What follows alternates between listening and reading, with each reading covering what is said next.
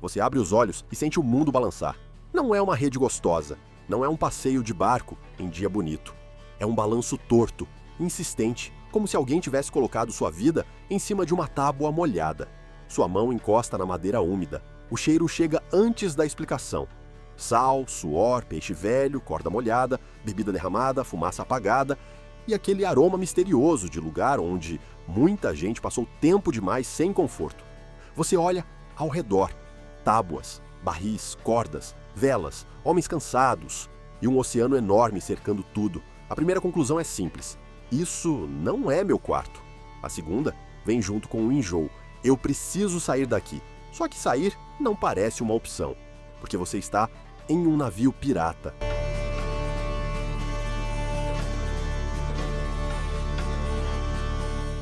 E sua imaginação tenta ajudar do jeito mais errado possível.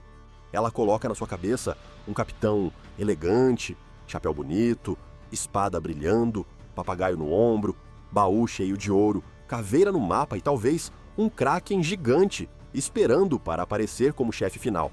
Mas a realidade corta a música. O pirata mais próximo parece menos um vilão charmoso e mais um trabalhador exausto com roupa suja, faca na cintura e zero paciência para você. Ele te encara como quem pergunta em silêncio: você serve para alguma coisa?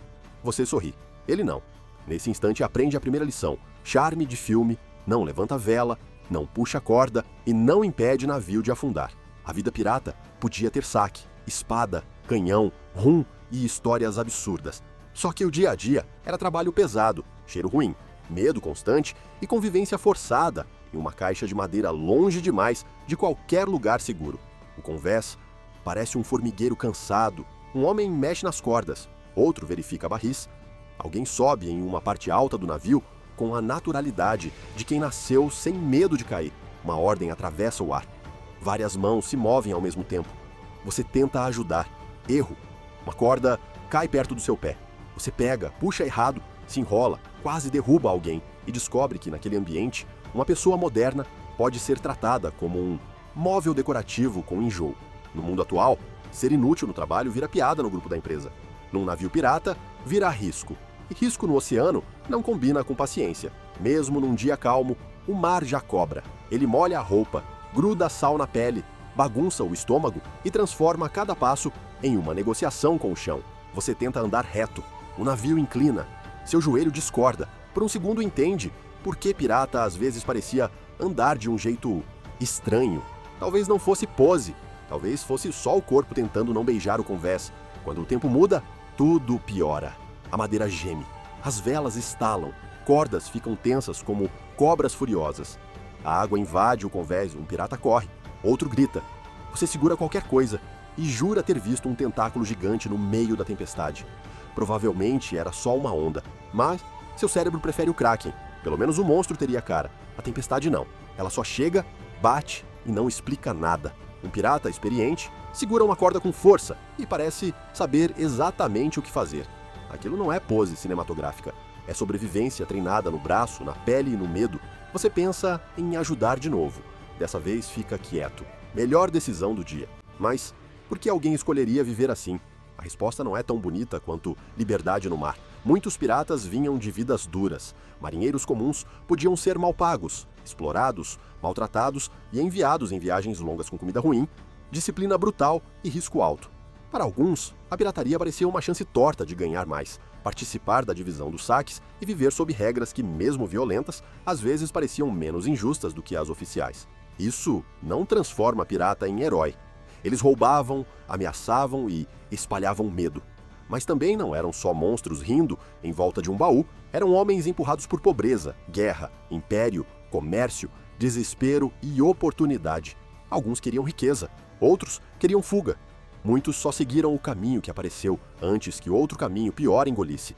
E o navio tinha regras. Não era bagunça total, com cada um fazendo o que queria, enquanto um esqueleto tocava violino no canto.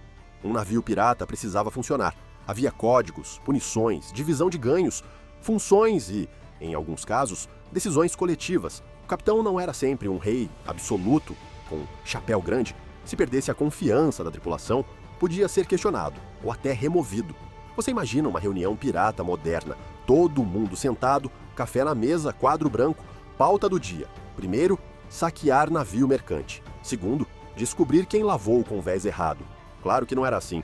Mas havia acordos, e numa embarcação cheia de homens armados, cansados e perigosos, acordo era o fio fino, impedindo tudo de virar caos imediato. Depois vem a comida, e aqui sua fantasia perde mais um dente. Você talvez imagine banquetes roubados, frutas tropicais e garrafas passando de mão em mão. Às vezes, perto de terra ou depois de um saque, podia haver coisa melhor. Mas no cotidiano, o cardápio tinha mais cara de punição. Bolacha dura, carne salgada, peixe, água duvidosa e comida guardada tempo demais. Um pirata te entrega algo parecido com pão. Você morde, o pão resiste, não fala, mas deixa claro que já enfrentou mais tempestades que você. Cada mordida vira uma negociação com seus dentes. A água também não inspira confiança. Guardada em barris, podia ganhar gosto estranho e qualidade suspeita. Bebidas alcoólicas eram comuns, não porque todo mundo vivia em festa, mas porque conservar líquido potável no mar era difícil. Aí entra o rum. Na imaginação, rum é festa, música e gargalhada. Na prática podia ser conforto, escape, costume, problema de disciplina e anestesia emocional para uma vida que machucava de muitos jeitos. Até o elemento mais divertido vinha com cobrança, e seu corpo começa a entender a conta. As mãos ardem nas cordas, a pele fica salgada, a roupa não seca direito. As costas descobrem músculos esquecidos, o sono vem picado, apertado, barulhento, interrompido por tosses, roncos, passos e rangidos. Privacidade vira luxo. Espaço pessoal parece invenção de outro planeta. Você tenta encontrar um canto para ficar sozinho e percebe que no navio, até o silêncio precisa dividir lugar com barril. E o cheiro merece um capítulo próprio, mas ninguém merece viver esse capítulo. Basta juntar roupa úmida, suor, peixe, madeira molhada, fumaça, comida velha, bebida, ferimentos, medo e dezenas de homens confinados. Nesse ponto, o pirata elegante da sua imaginação já sumiu. O chapéu bonito caiu no mar. O papagaio pediu demissão. O esqueleto virou o membro mais limpo da tripulação. A saúde também não ajuda. Um corte pequeno podia virar problema grande. Uma febre podia derrubar um homem forte. Um dente inflamado podia transformar coragem em desespero. Você olha para uma ferramenta enferrujada e sente um arrepio moderno. Seu cérebro procura farmácia. Não encontra. Procura antibiótico. Nada. Procura dentista com anestesia. A imaginação entrega um sujeito decidido, segurando um instrumento que parece servir para consertar porta, arrancar prego ou resolver dente no trauma. Você decide que seus dentes estão ótimos, todos, inclusive os que não estão. Então chega a parte que todo mundo espera. Batalha, canhão, fumaça, espada, navio inimigo. A imagem parece perfeita para cinema. De perto, perde bastante glamour. Quando piratas se aproximavam de uma presa, muitas vezes queriam vencer pelo medo antes de destruir tudo. Um navio rendido valia mais que um navio afundado. Carga, armas, comida, bebida, moedas, tecidos, mapas e prisioneiros podiam ter utilidade. Reputação era a arma. A bandeira assustava, a surpresa ajudava, a velocidade decidia. Mas, se a violência começasse, a fantasia acabava rápido. Canhão não faz barulho bonito. Faz o mundo tremer. Madeira estilhaça. Fumaça cobre o convés, homens gritam. A distância entre aventura e pânico fica menor que um passo. Você se abaixa atrás de um barril, porque sua maior contribuição militar naquele momento é não atrapalhar ninguém. Um pirata passa correndo com espada na mão. Outro prepara uma arma. Alguém cai. Alguém xinga, como se tentasse ofender o oceano inteiro. Você, que antes achava vida pirata uma ideia divertida, começa a considerar uma carreira mais tranquila, como contador de pedras em uma vila medieval. Se o ataque dá certo, vem o saque. Na sua cabeça, todo navio carrega baú de ouro, joia, coroa e mapa com X. Na realidade, muita coisa valia dinheiro. Açúcar, tabaco, cacau, tecidos, armas, ferramentas, comida, bebida, moedas, documentos. Tesouro existia, mas a rotina pirata estava menos preocupada com um baú enterrado e mais com qualquer coisa que mantivesse o navio funcionando e a tripulação interessada em continuar viva. Depois da ação, não vem necessariamente festa cinematográfica. Vem contagem, divisão, tensão. Um ferido precisa de cuidado. Alguém acha que recebeu pouco. Outro acha que merecia mais. O navio precisa continuar inteiro. A vida não pausa para tocar música de vitória. E havia algo curioso nos códigos piratas. Em muitos navios, ferimentos podiam render compensação. Perder uma perna, um braço ou um olho afetava diretamente o futuro de quem vivia do próprio corpo. Braço puxava a corda, perna segurava equilíbrio, olho vigiava horizonte, mão segurava arma, ferramenta, comida e vida. A famosa perna de pau não era só enfeite de fantasia. Era a imagem brutal de um mundo onde acidente e violência deixavam marcas permanentes. O tapa-olho também virou símbolo, embora nem todo pirata usasse um, e os motivos podiam variar entre ferimento real, proteção ou exagero criado pela cultura popular. Você olha para um homem mancando. Sua imaginação coloca nele uma perna de pau perfeita, casaco dramático e papagaio rouco. A realidade corrige a cena. Ele não parece personagem. Parece alguém que sobreviveu caro. E talvez essa seja uma boa forma de entender a vida pirata. Sobreviver caro. Mesmo quando ganhava, pagava com sono, saúde, cicatriz, perseguição, chance de prisão, forca, naufrágio ou traição. De longe, o navio parece liberdade. De perto, essa liberdade tem bordas bem duras, água por todos os lados, fome, disciplina interna, doença e morte rondando sem pressa. No fim da tarde, o convés muda de cor. A luz baixa bate nas velas. O mar fica bonito de novo, como se tentasse se desculpar.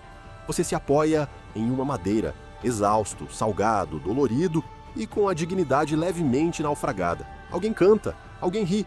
Uma bebida passa de mão em mão. Por alguns minutos, dá para entender o encanto. Horizonte aberto, vento, a sensação de estar fora das regras comuns. Uma irmandade torta de homens que escolheram ou foram empurrados para uma vida extrema. Quando a noite chega, o navio vira outro mundo. A água escura bate no casco. As estrelas parecem furos brilhantes em um teto infinito. Qualquer corda no chão parece serpente. Qualquer onda maior vira candidato a monstro. Você olha para o mar e imagina o Kraken de novo. Agora não como piada. Porque no escuro, com o corpo cansado e o navio rangendo, até a fantasia ganha bons argumentos.